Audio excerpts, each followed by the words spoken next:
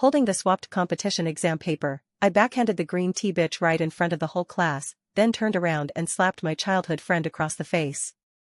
Which of your eyes saw me being kept? He stood there frozen, covering his face, while I projected the evidence onto the blackboard. Come, let everyone see who the real filth is. Smack. The crisp sound of a slap exploded in the classroom of class 3 to 7, even more piercing than the cicadas chirping outside the window in June. I brought the 5 fingers of my right hand together and backhanded Daisy across her carefully made-up face. I didn't hold back, causing her to stumble and knock over the desk behind her. She covered her face, tears welling up almost instantly. A red handprint rose rapidly from beneath her fair skin, like a seal of shame. I didn't stop there. With a fluid motion, I swung my left hand and landed a solid slap across Harry's face next to her. Clearly, he hadn't expected me to hit him too. His head snapped to the side, his glasses askew, and behind the lenses, the eyes that always held a gentle smile now held nothing but incredulous shock. Iris. Have you lost your mind? Which I saw me being kept. I interrupted him, my voice not loud, but enough for the entire classroom, which had suddenly fallen silent, to hear every word clearly. I flexed the wrist I had just used to deliver the slap. It was a bit sore, but it felt satisfying.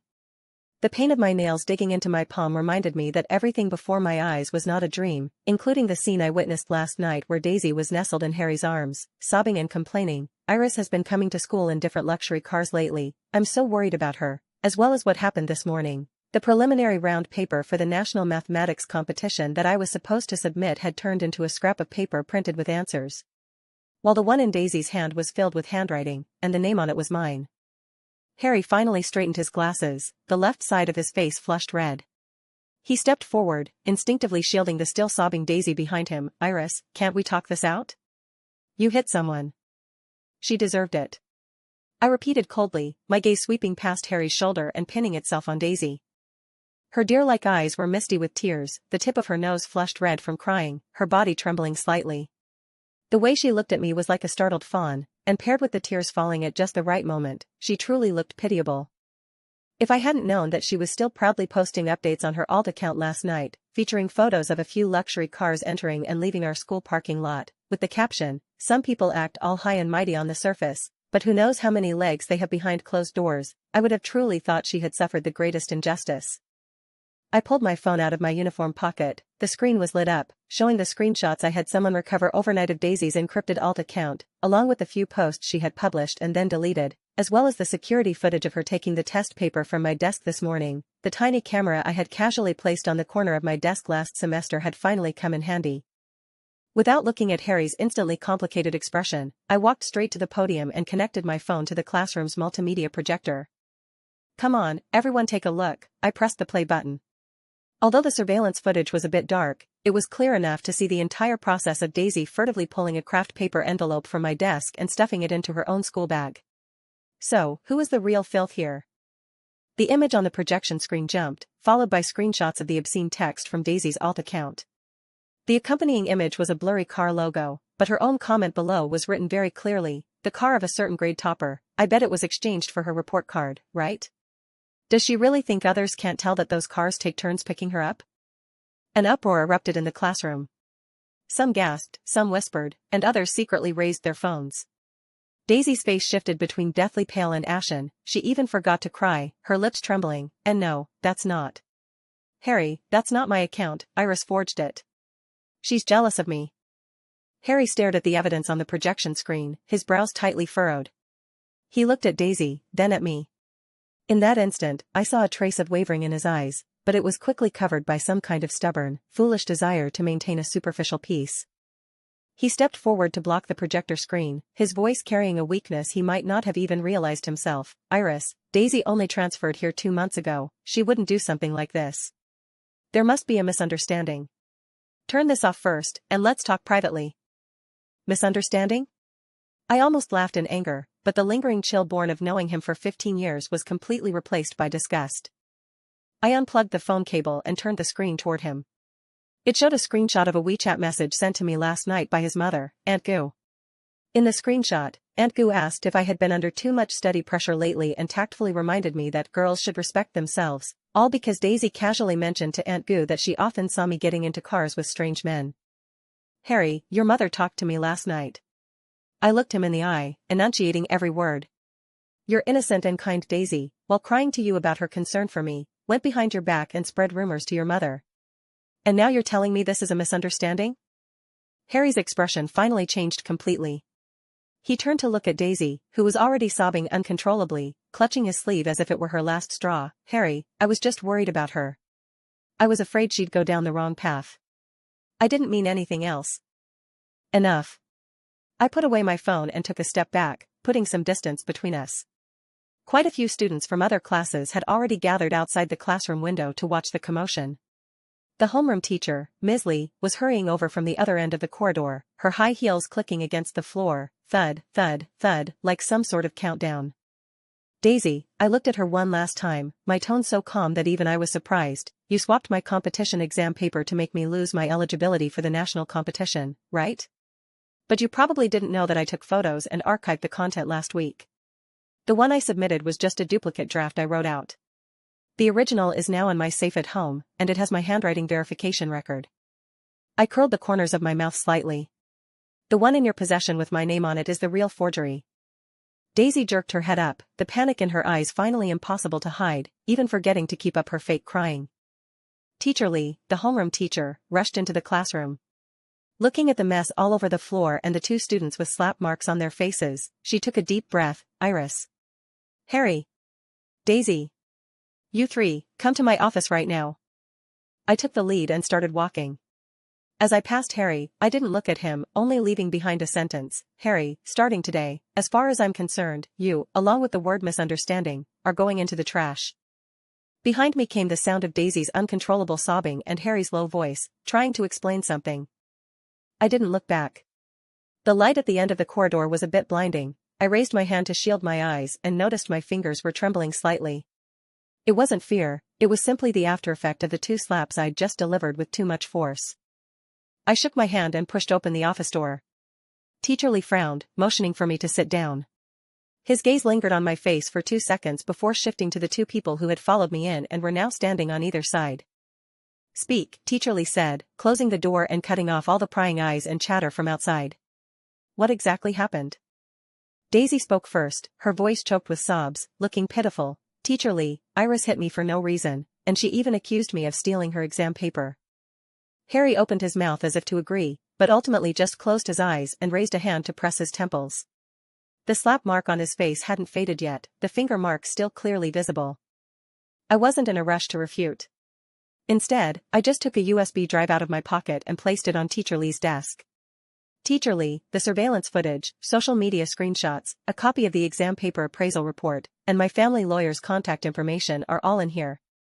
I need a separate room to make a phone call. I paused, then added, also, regarding Daisy's disciplinary records from her previous school before she transferred, I've also uncovered some interesting things. If she insists that I'm slandering her, we can get the police involved. Daisy's crying stopped abruptly. Teacher Lee looked at me, then at the pale-faced Daisy, and finally her gaze fell on the small USB drive. She fell silent for a few seconds, then said, Iris, you can go make the call first. Teacher Lee. Daisy suddenly raised her voice, tears welling up again. I really didn't. Harry, say something for me. Harry finally opened his eyes, looking at the hand clutching his sleeve. That hand was fair and slender, with nails painted a pale pink. He remembered half a month ago, these hands had grabbed him just like this, crying and saying, Does Iris hate me? She didn't even look at me on my first day here. Back then, he thought Iris was just cold by nature, so he even specially bought her favorite limited edition figurine to coax her, only to have her throw it back to him, box and all, along with a remark, Don't send me any trash. He remained silent and slowly pulled his sleeve out. Daisy froze, tears hanging from her eyelashes, on the verge of falling. I picked up the USB drive, didn't look back at the wonderful expressions of that cheating pair, and turned to walk toward the door. As I pulled the door open, Teacher Lee asked from behind, Iris, the injury on your face, do you want to go to the infirmary first? I paused in my steps. Injured? I raised my hand to touch my left cheekbone, it stung a little. It was probably when I slapped Harry just now, he subconsciously raised his hand to block, and his fingernail scratched me. It wasn't serious, it might even be just a faint red mark. No need, I pushed the door open, and the sunlight from the corridor flooded in. I've seen far filthier things than this. This tiny scratch is nothing. Leaving the office, I went straight to the school rooftop. After locking the door, I leaned against the railing. The wind blew past, driving the foul air from the classroom, a mix of sweat, chalk dust, and Daisy's cheap perfume, out of my nostrils. I took out my phone and dialed home. It was picked up after 2 rings. Mississippi. It was Uncle Chen's voice, low and steady, with his usual restraint. He's our family butler and half a bodyguard. When I practiced Sonda as a child, he served as my sparring partner half the time. Uncle Chen, help me with a few things. I steadied my breathing. First, look up a transfer student named Daisy, every school she's attended before, especially any records of being advised to withdraw or transferring. The more detailed, the better. Second, contact my competition advisor, Professor Zhou, and confirm whether my eligibility for the national competition has been affected. Third. I hesitated for less than half a second. Tell my mom I won't be home for dinner tonight, so she shouldn't wait for me. There was silence on the other end of the line for 2 seconds. Uncle Chen didn't ask any further questions. He simply said, "Miss, the car is already waiting for you at the east gate of the school. As for madam, I will pass on the message." After hanging up the phone, I looked down at the WeChat message Harry's mom had sent last night, which was still sitting quietly in the chat box. I didn't reply, nor did I delete it. 15 years of history. We've known each other since we were toddlers in split pants. Our families lived across from each other. His mom and my mom were best friends, and his dad and my dad were college roommates. We went to the same kindergarten, elementary school, and middle school together. In the high school entrance exam, I ranked first in the city, and he was second. We went on to the same high school, and everyone thought we were childhood sweethearts, a golden couple. Even I thought so for a while, until the day after Daisy transferred here, when Harry started mentioning her name constantly in my ear. "Daisy isn't used to being here yet, you should look out for her. Daisy has passed grade 10 piano, just like you. Daisy says the cafeteria food is too greasy, so I brought her some porridge." I didn't take it seriously at first. Harry has had this inexplicable sense of responsibility since he was a kid. If he picks up a stray cat by the roadside, he even worries about whether it's had enough to eat. Daisy is pretty, speaks softly, and walks with a hint of timidity. She really does look like a delicate little flower in need of protection. On her first day, during her self-introduction, she said she had transferred from another province because of her parents' job transfer. Her eyes were red, as if she had just been crying. A group of boys in the class immediately felt sorry for her and vied for her favor, and even Harry gave her a few extra glances. But I've always relied on my intuition when judging people. The moment Daisy looked at me, there was something hidden beneath her smile, like a honey-coated blade. She sat diagonally behind me. Every time I turned my head, she'd flash me a Daisy-like smile and call me Sister Iris, then turn around and tell Harry, "Does Sister Iris not like me?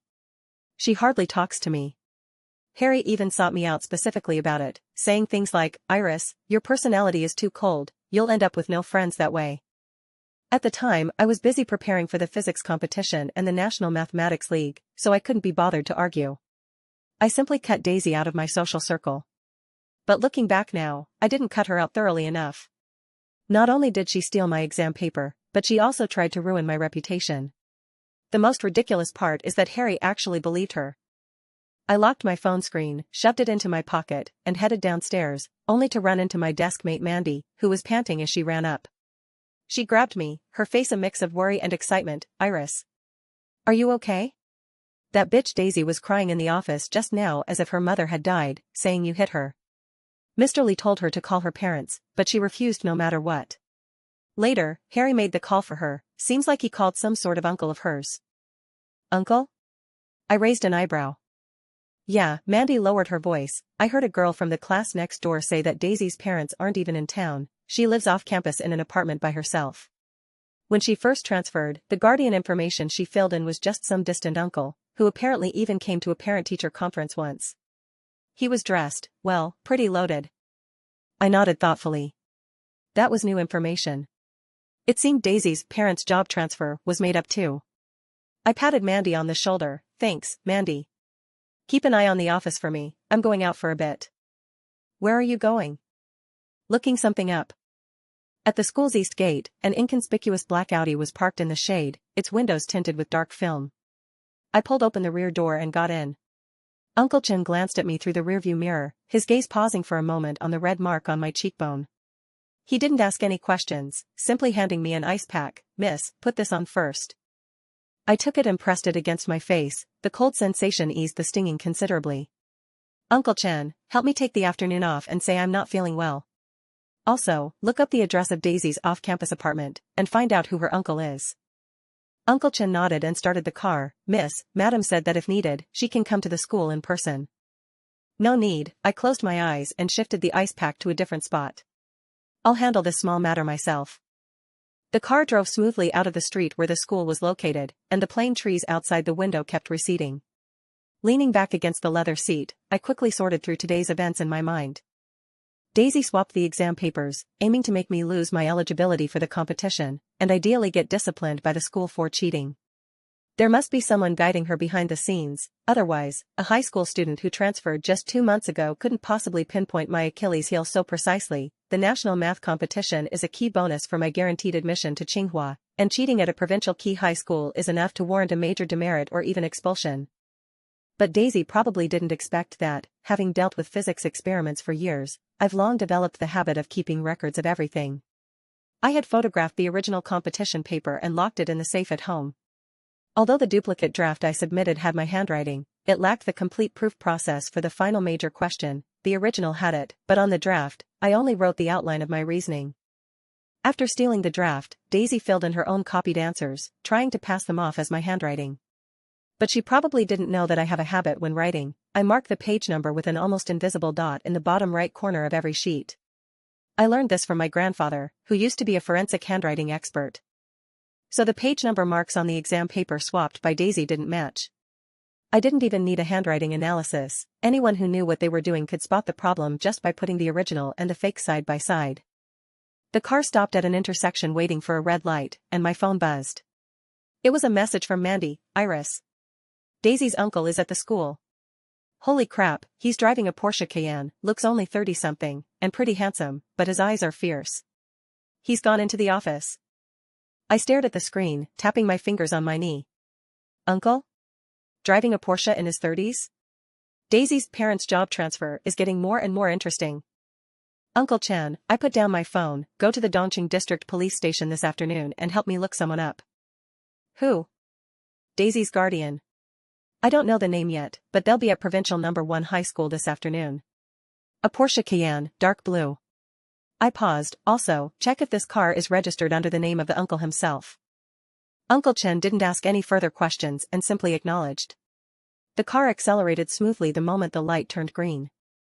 At 3 in the afternoon, I didn't go home. Instead, I had Uncle Chen drive me to the city library. There weren't many people in the study area on the 3rd floor.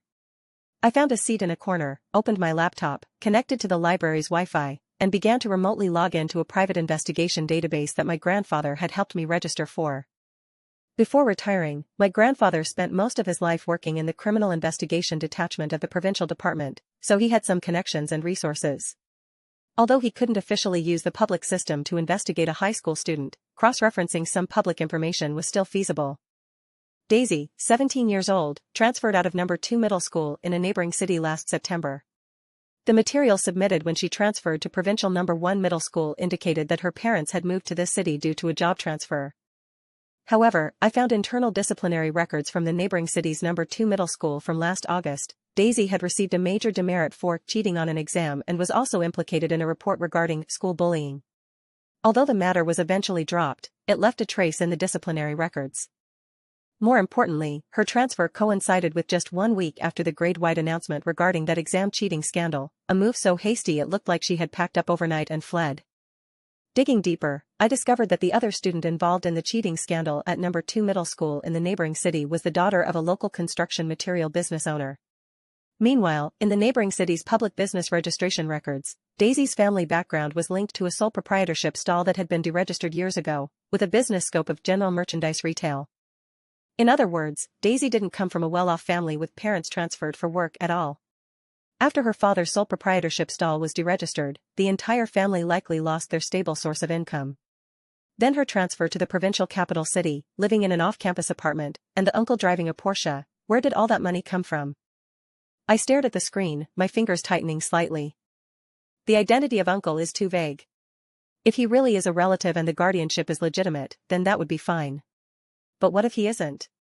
A high school girl, with her parents not around, suddenly a maternal uncle driving a Porsche shows up as her guardian. Some unpleasant guesses flashed through my mind, but I immediately shook my head. It's still too early to jump to conclusions based on a hunch. I closed the database page and instead looked up the rules and regulations of Provincial No. 1 High School. The disciplinary regulations regarding cheating on exams were clearly written: a major demerit for the first offense, disqualification from all awards, honors, and recommendations for admission without examination, for serious cases or repeat offenders, dismissal or expulsion. If my swapped exam paper were deemed cheating, the consequences would be unthinkable. But conversely, if Daisy's act of swapping the papers were confirmed, she would face the same punishment, a major demerit at a minimum and expulsion at a maximum. She had only been at Provincial No. 1 High School for 2 months and didn't even have enough base points.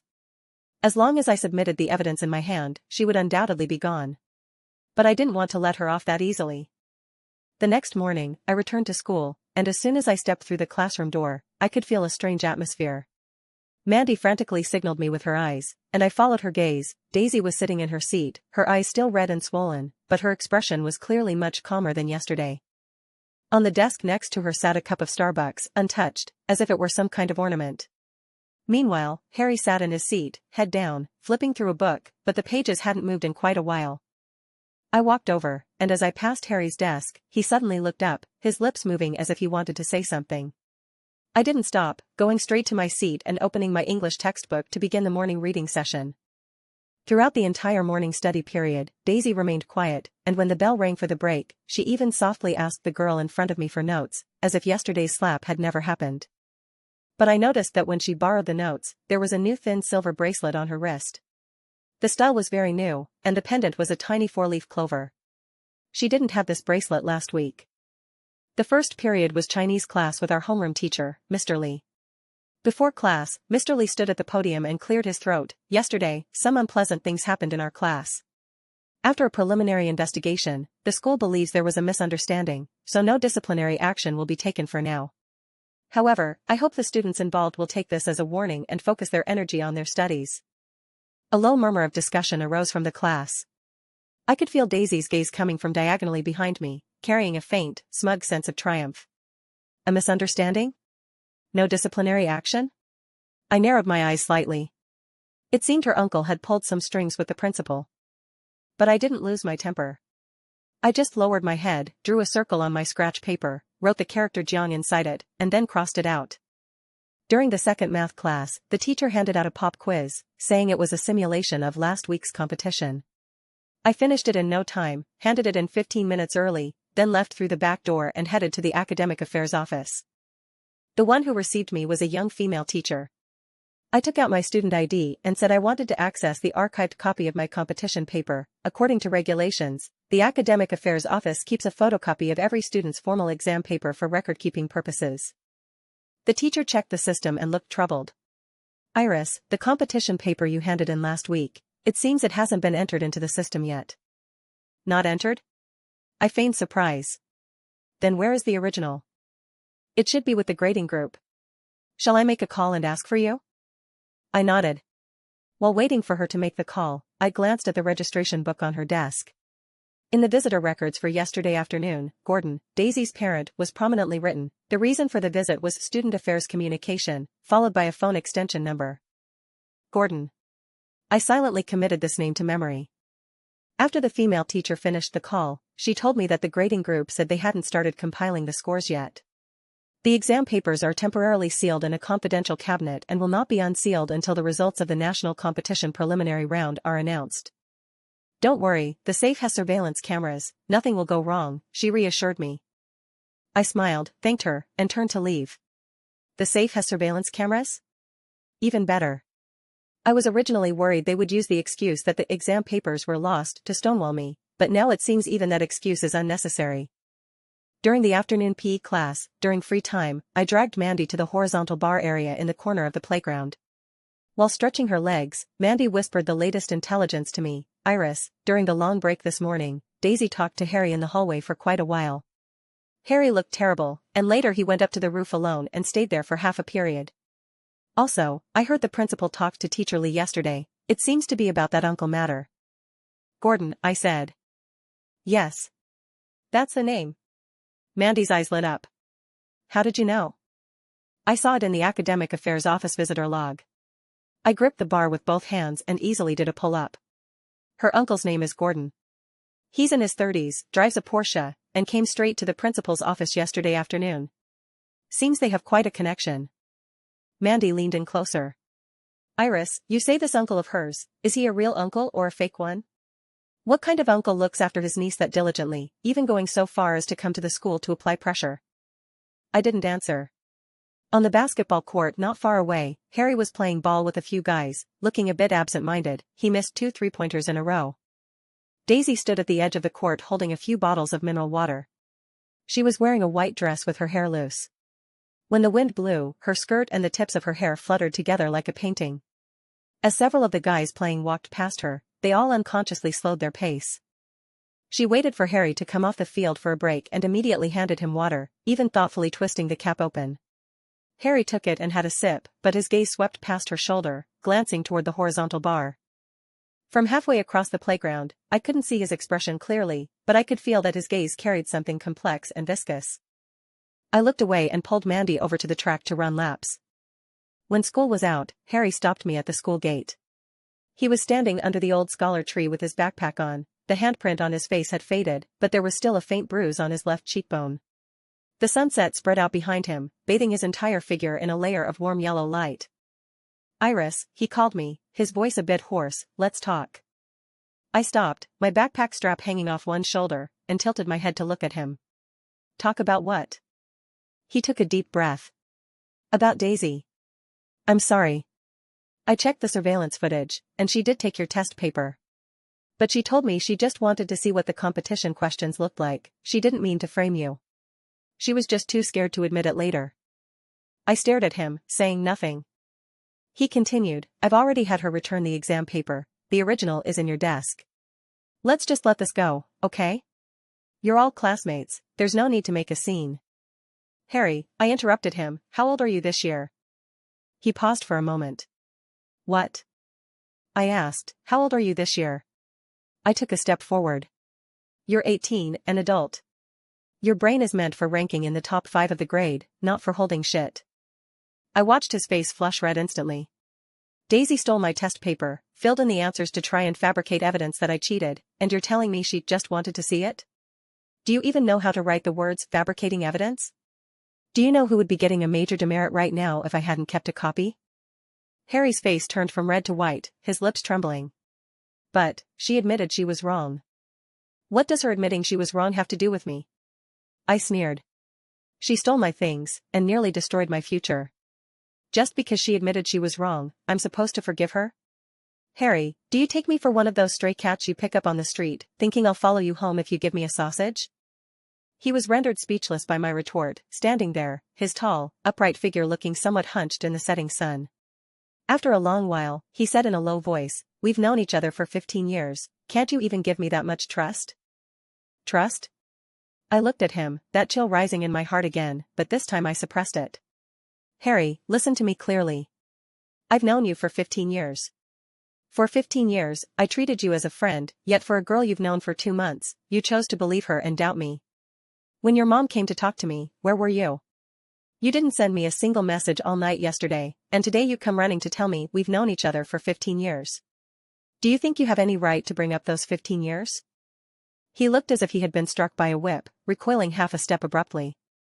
I didn't look at him again, turning around to walk toward the car parked outside the school gate. After a few steps, his trembling voice came from behind me, Iris. Can't you just forgive me this once? My steps faltered for a moment. I didn't look back, I simply raised my right hand and waved at him, as if shooing away a fly. The car was parked in the usual spot, and Uncle Chen opened the door for me. I got in, and my phone vibrated. It was a brief version of the investigation report sent by Uncle Chen. I tapped it open, scanned it quickly, and then my pupils narrowed slightly. Gordon, 35, unemployed. He has a registered investment consulting company under his name with a registered capital of 5 million, but 0 paid-in capital. He owns a Porsche Cayenne, registered under the name of an affiliated company. And his relationship with Daisy, The household register shows he is Daisy's maternal cousin, but the transfer record indicates that Daisy was moved out of her parents' household register only 1 month before transferring to this city, and moved into Gordon's household register, with the guardianship relationship changed to maternal cousin. A hasty change of guardian 1 month ago, parents not by her side, living in an off-campus apartment, and uncle driving a luxury car. I put down my phone and looked out the window at the street scene flying by. The sunset dyed the entire city orange-red, and the glass curtain walls of the skyscrapers in the distance reflected the dazzling light. "Uncle Chen," I spoke up, "please set up a meeting with Gordon for me. Tell him I want to talk to him about his niece. Let him decide the time and place." Uncle Chen glanced at me through the rearview mirror. "Miss, are you sure?" "Yes." I leaned back against the seat and closed my eyes. Some things are only interesting to ask in person. The place Gordon chose was unexpected, a cafe on the street right next to our school, at 4 in the afternoon, just as students were getting out of class. He probably thought that on my turf, I'd hold back a bit. I pushed the door open on time and immediately spotted the man in the corner wearing a dark gray casual suit. He was 35 or 36, well-groomed, and his features did indeed bear some resemblance to Daisy's, though they were a bit more rugged, and his eyes carried the shrewdness and scrutiny typical of a businessman. An Americano sat on the table, barely touched, and next to it was an exquisite small cake box tied with a ribbon, looking like some sort of gift. I walked over and sat down across from him. "Student Iris?" He smiled and extended his right hand. "I'm Daisy's uncle, Gordon. I heard about what happened yesterday. I'm truly sorry. Daisy has been spoiled since she was a child and acts recklessly. I've already reprimanded her." I didn't shake his hand. I just put my backpack on the chair next to me and asked the waiter for a glass of lemon water. Gordon's smile froze for a moment, but he quickly recovered, withdrew his hand, picked up his coffee, and took a sip. "Mr. Gordon," I cut straight to the point, "your niece swapped my competition exam paper and tried to fabricate evidence of me cheating. You should be well aware of the severity of this matter." He put down his coffee cup and tapped his fingers lightly on the table. "Daisy told me about it. She was just trying to play a joke and didn't expect it to blow up like this. I've already had her return the paper to you, and I guarantee she won't do it again. Iris, look, you're both high school students, and the college entrance exams are right around the corner. Focusing on your studies is what really matters. If this matter escalates, it won't be good for either you or her, don't you think?" "Not good for me?" I laughed. "Mr. Gordon, I think you've got it all wrong. She was the one who stole the exam paper, she was the one who fabricated the evidence, and she was the one caught on surveillance cameras. If this matter escalates, she is the only one who will be disciplined. What's bad about it for me?" Gordon's smile faded slightly. He leaned forward a bit and lowered his voice. "Iris, I heard you're preparing for the national mathematics competition, aiming for a guaranteed admission to Tsinghua. If something happens now that affects the school's reputation, the administration might also consider reassessing your eligibility for guaranteed admission." A threat. So direct it was laughable. I didn't speak. I took my phone out of my bag, pulled up a document, turned it around, and slid it in front of him. On the screen was a copy of an internal notice from No. 2 middle school in a neighboring city, a red-headed document dated last August. Gordon glanced down, and the composure on his face finally cracked. He reached for my phone, but I snatched it back before he could. "You. Mr. Gordon, you are aware that your niece was disciplined for cheating on exams at her previous school, and was even implicated in a bullying report, aren't you?" I unhurriedly put my phone back in my pocket. "She transferred to Provincial No. 1 high school, but the materials she submitted shouldn't have mentioned these disciplinary records, right? If the school finds out she concealed major disciplinary actions to transfer, how do you think the school will handle it? Reevaluate her admission eligibility? Or expel her directly?" Gordon's face turned completely dark. The look in his eyes was no longer the perfunctory business attitude from before, but carried a certain dangerous scrutiny. "Iris," his voice lowered, "did you investigate me?" "I wouldn't call it an investigation," I shrugged, "just public information. The investment consulting firm you registered has zero paid-in capital, yet the Porsche Cayenne you drive is worth over $1 million. As Daisy's guardian, you have no stable source of income under your name, yet you cover all the living expenses and school costs for a high school student. Mr. Gordon, you should know very well what the consequences would be if the relevant authorities were to investigate the source of that money." As he said this, his fingers trembled ever so slightly, although he quickly masked it by clenching his fist. I saw it.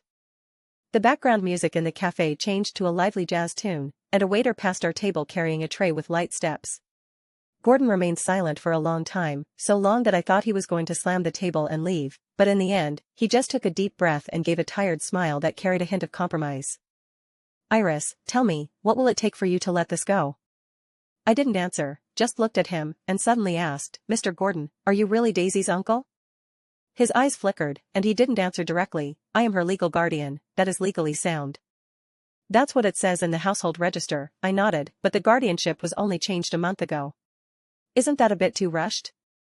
Gordon picked up his coffee cup, only to realize he had already finished it. He set the cup down, his finger scraping against the rim, making a faint sound. Iris, he finally said, there are some things you don't need to know too clearly. It won't do you any good. I don't need to know. I stood up, putting on my backpack. I just need Daisy to publicly admit at the school assembly that she swapped the exam papers and apologize, and then apply to withdraw from school herself. That is the bottom line. If she doesn't agree, I have a complete chain of evidence and can pursue legal action. Gordon stood up abruptly, the legs of his chair scraping across the floor with a harsh sound. Withdraw from school? Do you know how hard she worked too? That's her business. I interrupted him. Mr. Gordon, your niece nearly ruined my future. Letting her leave on her own is already the greatest mercy I can show. If she wants to stay at this school, she can just wait to be expelled. By then, her permanent record will bear a mark for cheating on exams, fabricating evidence, and deceiving the school administration to gain admission. Which do you think is the better deal? Gordon stood there, his chest heaving, looking at me. His gaze shifted again and again, anger, weighing options, calculation, finally settling into a complex, almost helpless compromise. I'll go talk to her. Give me an answer by tomorrow afternoon. I pushed open the cafe door, the wind chimes tinkling above. If the time limit passes, I'll hand the materials directly to the principal and the education bureau. Stepping out of the cafe, the hot June wind hit me in the face. I stood by the street, raising a hand to block the glaring sunlight, and suddenly felt the weight that had been pressing on my chest for the past 2 days lift a little. It wasn't completely gone, after all, things weren't over yet, but at least I had grabbed the initiative back into my own hands. My phone vibrated with a message from Mandy. Iris. Huge news. Daisy skipped class this afternoon. Someone saw her running out of the school gates crying and getting into a dark blue Porsche. I looked down and typed, got it. Don't worry about her. Wait for my message. After sending the message, I looked up across the street and happened to see Harry riding his bike out of the school's back gate, his backpack slung across his shoulder, his uniform jacket tied around his waist. He was riding slowly, and as he passed the cafe, he subconsciously glanced inside, and his gaze happened to meet mine. He slammed on the brakes, planting one foot on the ground, and looked at me across a not-so-wide street. I looked at him too. The setting sun stretched our shadows long, one to the east, one to the west, with the endless stream of traffic flowing between us. His lips moved as if he said something, but it was drowned out by the blare of a car horn. I didn't want to hear clearly, so I turned around and walked in the opposite direction. The strap of my school bag dug into my shoulder, I adjusted the angle and strode away. The next day at noon, Daisy didn't come to school. Neither did Harry. With 2 people missing, the classroom felt empty. Mandy leaned on my desk and whispered, Iris, do you think they'll come? I don't know. I flipped through my review materials for the physics competition without looking up. Towards the end of the first class in the afternoon, Daisy finally appeared. She wasn't wearing her uniform, but a white dress, with her hair let down and her eyes swollen like walnuts. She walked straight to the podium and, under everyone's gaze, picked up Teacher Lee's microphone. The whole class fell into a deathly silence. Daisy's hand trembled as she held the microphone, and her voice shook as well. I want to apologize to everyone. The exam paper for last week's competition was taken by me from Iris's desk. I filled in the answers, trying to frame her for cheating. Because her grades are too good, I was jealous of her. I wanted her to be disqualified from the competition. As she spoke, she began to cry, tears streaming down her face. Her makeup was ruined, looking completely different from the pitiful appearance she had in the office that day. Now, she looked disheveled and on the verge of a breakdown, as if she had been driven into a corner. An uproar erupted below, some started recording videos, while others whispered amongst themselves. Mandy excitedly tightened her grip on my sleeve, and I patted her hand, signaling her not to make a sound. Daisy continued to sob and said, I've decided to drop out. I'm sorry everyone, I'm sorry, Iris. As she said the last 3 words, her gaze swept toward me, filled with an indescribable venom and resentment. I didn't look back at her, I simply lowered my head and drew a checkmark on my scratch paper. Daisy was taken away by a teacher from the academic affairs office. As she left, passing by my seat, her footsteps paused for a moment, and I felt her gaze upon me like a needle. I raised my head, met her eyes calmly for a second, then looked away and returned to my study materials. She was eventually pulled away by the teacher. The classroom fell silent for a moment, then erupted into a murmur of discussion. Some slammed their tables in approval, some shook their heads and sighed, and even more pulled out their phones to frantically scroll through the group chat. Mandy was so excited her face turned red as she kept saying, "Iris, you're amazing. How did you do that? How did she suddenly back down?" Her uncle talked to her, I said simply, without going into details. Actually, I could guess what Gordon had said to Daisy. Someone like him knows how to weigh the pros and cons better than anyone. Preserving Daisy's dignity in withdrawing from school was far more cost-effective than letting her get expelled and leaving a stain on her record. Moreover, he probably didn't want me to keep digging deep enough to reach him. After all, how could the owner of a company with zero paid-in capital afford to support a high school niece and $1 million luxury car? That wouldn't stand up to scrutiny. After school in the afternoon, as I walked out of the school gate, I found Harry standing under that old scholar tree. He hadn't come to class all day, and now he was wearing a white t-shirt, his hair a bit messy, with faint dark circles under his eyes. Seeing me come out, he hurriedly walked up to meet me, clutching a craft paper envelope in his hand. "Iris," he stopped me, his voice low and hoarse. "This is for you." I stopped in my tracks, looking at the envelope he was holding out, but didn't take it. He gave a bitter smile, opened the seal himself, and pulled out a piece of paper from inside. It was a handwritten self-criticism, signed with his name. The content was roughly about reflecting on how he had too easily trusted others, listened to only one side of the story, and failed to uphold a friend's innocence. The wording was sincere, and the handwriting was neat. Clearly, he had written it more than once. "I went to see the principal today," Harry said. "I voluntarily admitted my mistake in this matter. The school will issue a warning, but it won't affect the Gaokao." He handed the self-criticism letter to me. "I'm not here to ask for your forgiveness. I just wanted you to know that I know I was wrong." I looked at the paper, then at him. He stood there, tall and weary, with a look in his eyes so earnest it bordered on stubborn. I had known him for 15 years, I was all too familiar with that expression. It was the same way he stood at the neighbor's door as a child after breaking their window, clutching half a year's worth of pocket money in his hand, refusing to leave until he apologized. But this time was different. This time, it was 15 years worth of glass that was broken, not something that could be fixed with pocket money.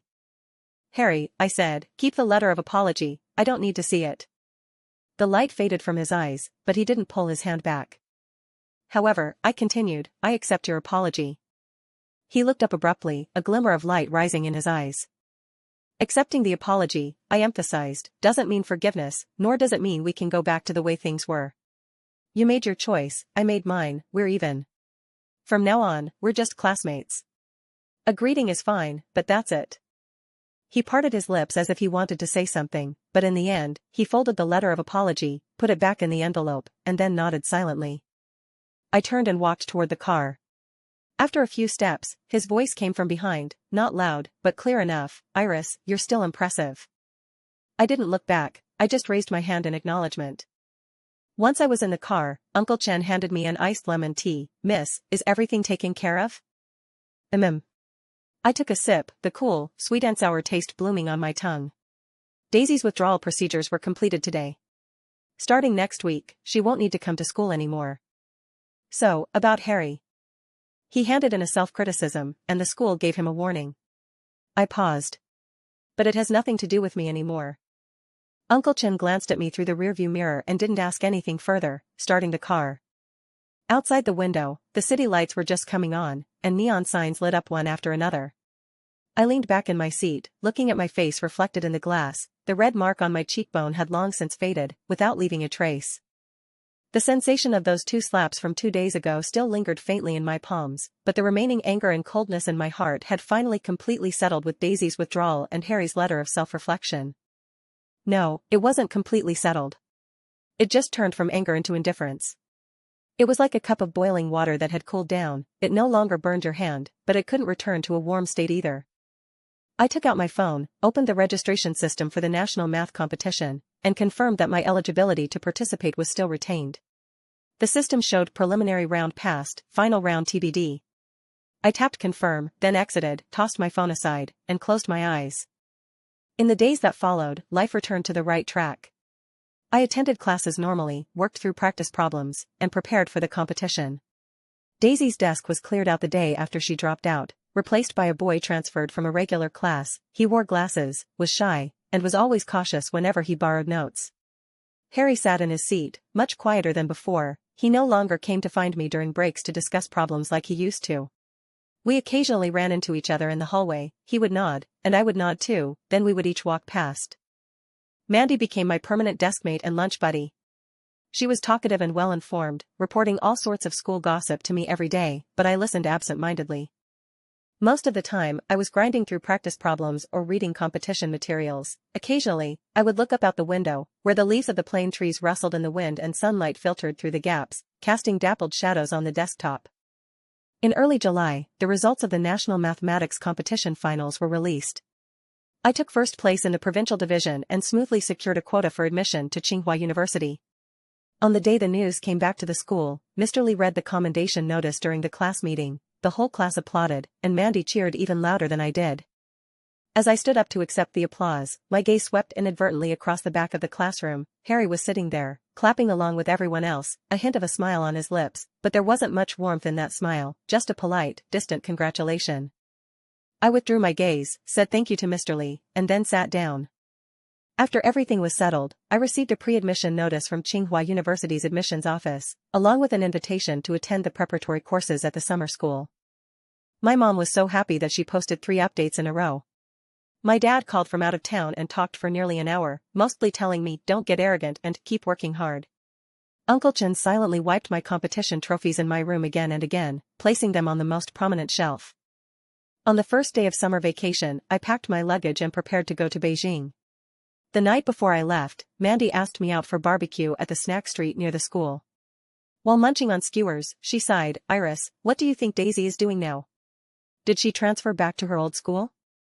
"I don't know," I mumbled, chewing on my roasted corn. "And I'm not interested in knowing." "Then what about you and Harry?" Mandy asked again. "Did you guys really just break up?" I put down the corn skewer and thought for a moment. "It's not exactly a breakup. It's just, we drifted apart. 2 different paths, that's all. They ran parallel for a while, but now they've diverged. We're each going our own way. It's normal." Mandy nodded, seeming to understand but not quite, and poured me another glass of Coke. "When you get to Beijing, remember to send me a postcard. Don't forget me when you're rich and famous." "Deal," I said, raising my glass to clink hers. "If I make it big, I'll bring you steamed buns from the Tsinghua cafeteria." She laughed and called me stingy, and I bantered back a few words. We carried on until late before finally parting ways. The next morning, I dragged my suitcase out the door. Uncle Chen was already waiting in the car. Before getting in, I looked back at the courtyard where I had lived for 18 years. The osmanthus tree hadn't bloomed yet, but its leaves were a vibrant green. My mom stood at the door waving at me, her eyes slightly red but holding back tears. My dad hadn't returned, but he sent a voice message, his voice filled with restrained pride. "Go on, daughter, fly high." I got into the car without looking back. On the way to the high-speed railway station, we passed the gates of Provincial No. 1 High School. The campus was empty during summer break, the iron gates were closed, and the security guard was dozing in the duty room. The plane trees were still lush, their branches reaching out over the wall, swaying gently in the morning breeze. I looked out the car window for 2 seconds, then withdrew my gaze, lowered my head, and continued reviewing the preview materials for the Tsinghua summer program. My phone vibrated. It was a text message from an unfamiliar number.